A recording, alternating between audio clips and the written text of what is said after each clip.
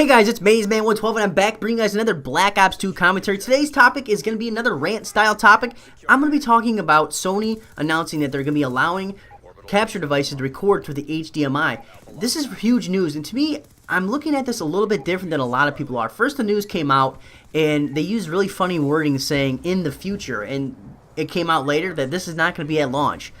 And it really got me thinking of, where do YouTubers and people who record their gameplay and almost give free advertising to these companies, where do we rank in the hierarchy of their customer base? And when you break it down, I did a little bit of research or whatever, and the PS3 sold just over 80 million copies to date. The Xbox 360 is right around 78 million. So you could say there's roughly 160 million consoles sold between the two companies. And if you give a high estimate of how many people are actually recording and putting stuff on YouTube, on the high side, it's 20,000. We'll say 20,000.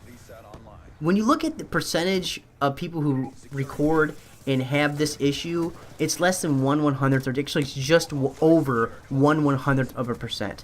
When you have such a small percentage, it only makes economic sense not to waste resources and funds and time on that such a small customer base. It's one of these things that sometimes you have to step back and look at the entire big picture and not just your community, because to us these are absolutely huge issues. These are issues that how could you ever fathom, coming up with these ludicrous ideas and these really roadblocks for a lot of us who do this for a hobby, and some of us who do this for a living.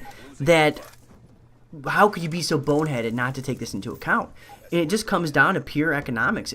It just doesn't make sense financially to decide that we're going to go ahead and cater to such a small percentage of our customers, even though they are a vocal minority, but they're still a really tiny minority at that.